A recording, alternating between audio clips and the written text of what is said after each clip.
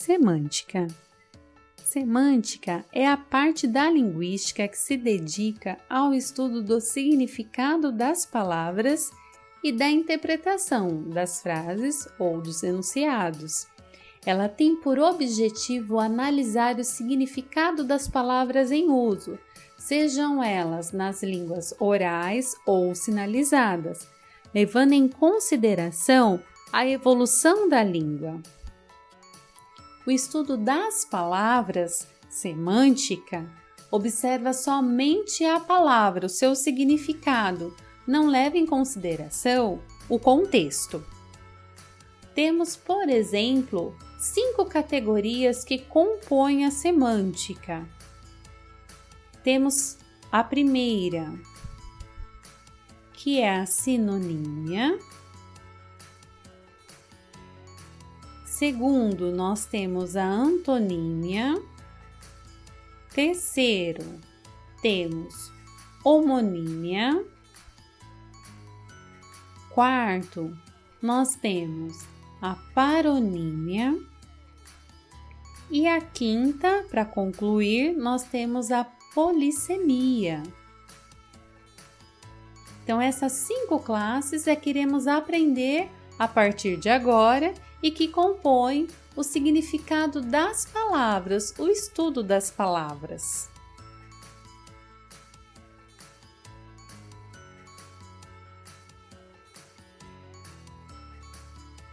Sinonímia. Sinonímia é a relação estabelecida entre 2 ou mais palavras com significados semelhantes. Nós podemos ter de uma ou mais palavras, possuindo o mesmo significado. Temos, por exemplo, na língua portuguesa, algumas palavras que correspondem a essa categoria. Temos a palavra carro e uma outra palavra com o mesmo significado é automóvel. Percebam, são palavras escritas diferentes, entretanto com o mesmo significado, carro e automóvel.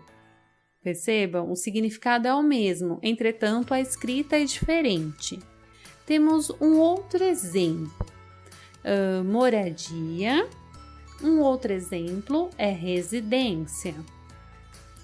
Ambas as palavras são diferentes, mas possuem o mesmo significado.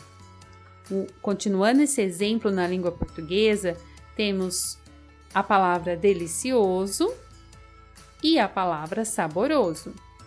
Palavras diferentes, entretanto com o mesmo significado. O mesmo ocorre na língua de sinais. Temos sinais diferentes, entretanto significados semelhantes. Por exemplo, eu gosto. Este sinal, eu gosto. E temos também este, eu gosto. Eu gosto. Conseguiram perceber que os sinais são diferentes? Entretanto, o significado é o mesmo.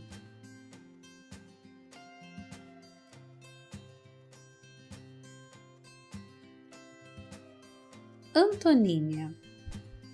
Antonímia é a relação semântica existente entre a palavra ou os sinais. Isto é, elas apresentam a palavra ou sinal significação oposta. Na língua portuguesa, temos como exemplo a palavra acender e a palavra apagar. Continuando na língua portuguesa, temos outro exemplo, a palavra abrir e a palavra fechar. São palavras opostas. Um outro exemplo, a palavra amor e a palavra ódio. E na língua de sinais, como isso é representado? Vejam. Antes e depois. Um outro exemplo, atrasado e adiantado.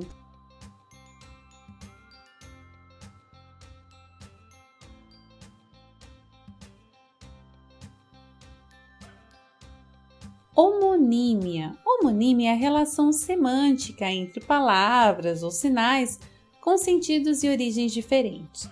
Por exemplo, se pegarmos a estrutura fonológica apenas de uma palavra, lembra que estudamos na unidade anterior sobre fonética, fonologia? Isso. Então, se pegarmos uma palavra e substituirmos ou trocarmos apenas uma estrutura fonológica, temos um significado diferente para aquela palavra. Na língua portuguesa, temos como exemplo duas palavras. A primeira é acento e a outra é acento. Perceba que mudamos apenas a letra C pela letra S, pelos dois S, e o significado ficou totalmente diferente. Um outro exemplo, continuando na língua portuguesa, temos a palavra cerrar e a palavra serrar. Uma com C, outra com S, e significados diferentes. Perceba que a estrutura fonológica foi de apenas uma troca de letras. Temos a palavra cheque e a palavra cheque. A mesma coisa, CH e X. Percebam? E na língua de sinais, como isso se organiza? Nós temos este sinal, este sinal. Percebam, ele pode significar duas coisas. O mês de dezembro, mas também ele pode significar Natal. Um outro exemplo, este aqui, que pode significar laranja, ou ele pode significar sábado. Sábado. Olha aqui, sábado.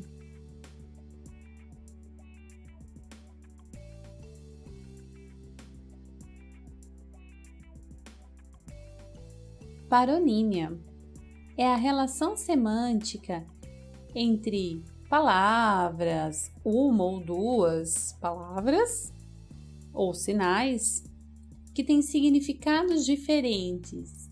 Entretanto, a sua estrutura, a sua pronúncia e a sua escrita, elas são semelhantes. O que muda é somente uma estrutura fonológica. Na língua portuguesa, temos, por exemplo, a palavra comprimento, que vem de medida, comprimento, e um outro que é cumprimento. Perceberam? Somente a inversão do O e do U, das vogais. Um outro exemplo, continuando na língua portuguesa, nós temos inflação e nós temos infração.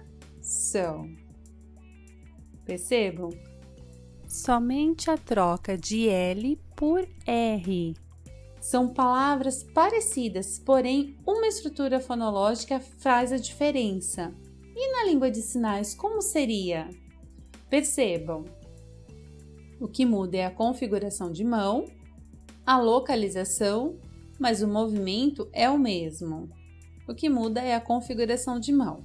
Nós temos, por exemplo, verde e roxo. Temos lembrar e segunda-feira.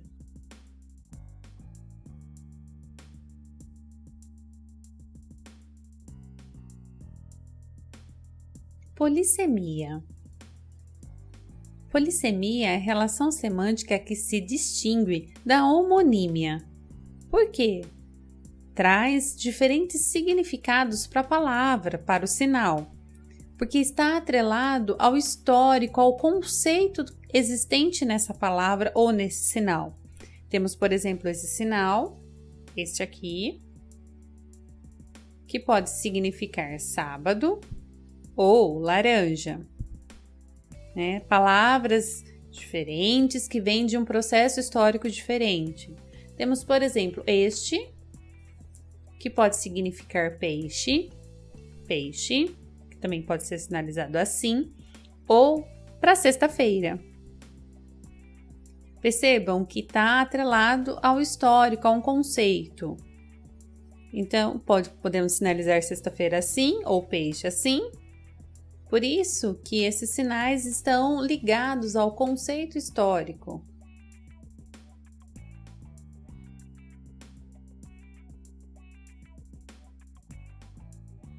Sintaxe. Sintaxe é a parte da gramática que trata das funções das palavras na frase e das relações estabelecidas entre elas.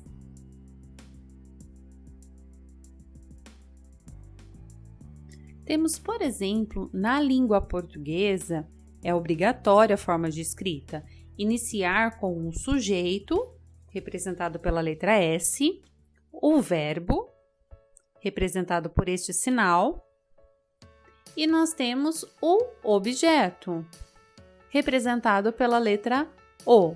Então, a estrutura sempre fica SVO. É dessa forma a escrita da língua portuguesa. Assim, nós temos sentidos para determinadas frases. Como neste exemplo. O menino caiu da árvore. Percebam? Na língua portuguesa, a estrutura dessa frase fica dessa forma. E na língua de sinais, ela acompanha a língua portuguesa?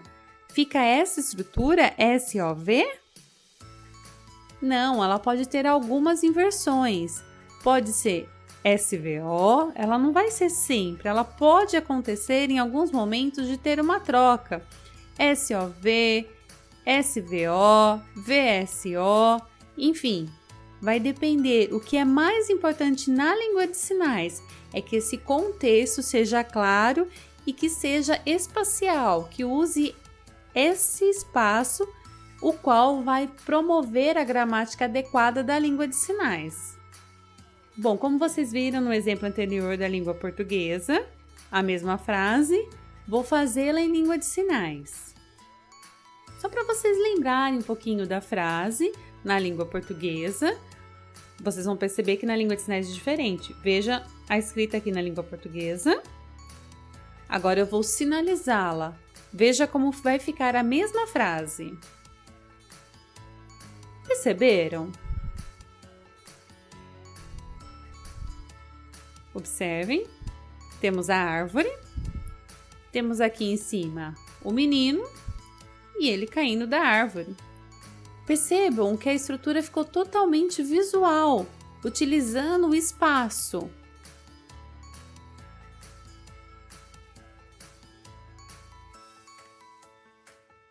Pragmática. A pragmática é um ramo dentro da linguística, a qual estuda o significado das palavras atrelado ao seu contexto. Sim, mas como assim? Vamos aprofundar um pouquinho sobre a pragmática. Nós temos a palavra e por trás da palavra nós temos um contexto, um significado desse contexto. A área da linguística tem por objetivo estudar a língua em uso, a língua em funcionamento. Então, por exemplo, quando duas pessoas se encontram e começa um diálogo que pode ser sinalizado ou oralizado, o receptor recebe essas informações, seja pelo canal auditivo ou pelo canal visual, e ele processa essas informações com o objetivo de dar uma resposta, de dizer algo para esse falante. Esse exemplo significa a língua em uso, a pragmática. Oi, tudo bem? Tudo jóia? Nossa, você está triste, precisa namorar. Ah, vá.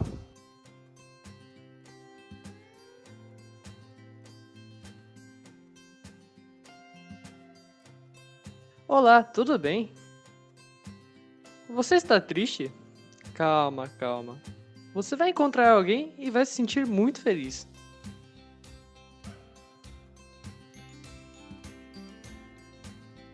Vocês viram o encontro dos amigos? Um estava bem triste e o outro foi tentar animá-lo com uma explicação. Observar o contexto, a palavra utilizada dentro daquele contexto. Então ela citou como exemplo: olha, você precisa encontrar um namorado, você precisa ter um namorado. Esse namorado era somente ter alguém? Não, ele possui um outro significado. No outro exemplo, também mostra a questão da pessoa estar junto e ele dizer, né? Olha, você ficaria mais feliz se tivesse alguém. É só de estar sorrindo? Não, possui um outro significado. Vou apresentar um próximo exemplo na cena 2. Hoje trabalhei o dia inteiro, estou cansado. O que você fez hoje? Eu também trabalhei o dia todo, Você poderia me dar um pouco de água? Estou com uma sede. Você quer água? Por favor. Obrigado. Te amo. Nossa, hoje tá calor. Só um minuto. Obrigado. Que alívio, estava precisando. Eu também dei aula o dia inteiro hoje. Nossa, que sede. Tô com uma sede. Toma aqui, toma água. Não tem problema não. Pode tomar. Obrigada, viu? Tava com uma sede. Que alívio, está calor mesmo. Tá calor, eu dei aula o dia inteiro, né? Vocês viram a cena 2? Pois bem, na cena 2 tivemos o verbo pedir sinalizado em formas diferentes, em formatos distintos. No primeiro momento, ao solicitar a água, usou-se do sinal pedir de forma clara, de forma bem explícita. Na hora, a personagem já me disse, ela quer água, e ela realmente pediu, eu quero água. Já no segundo momento, não foi um pedido tão declarado, foi um pedido mais implícito. Ela está me pedindo água. Perceberam a diferença existente na sinalização de ambos os discursos? Pois bem, isso é a pragmática. É a área da linguística que estuda a língua em uso, os sinais dentro do discurso. Portanto, o que há por trás dos sinais no discurso. O que vocês aprenderam nessa introdução à língua de sinais? Trarei para vocês um resumo como dica de estudo. Vamos lá? Iniciaremos com a Lei 10.436 do ano de 2002, a Lei de Libras, a qual reconhece a língua brasileira como meio de comunicação e expressão da comunidade surda brasileira. A língua de sinais, língua brasileira, ela é considerada uma modalidade visoespacial e, por ser visoespacial, é uma língua natural que possui estrutura própria. O linguista William Stocken, com seus estudos em 1960, pôde constatar que a língua de sinais possui então características e gramáticas próprias. Desta forma, foi determinado como o pai da linguística da língua de sinais. Conseguiu constatar, então, que existem 6 categorias. A primeira é a fonética. A fonética estuda a articulação das unidades formativas das palavras e dos sinais, como a configuração de mão e entre outros.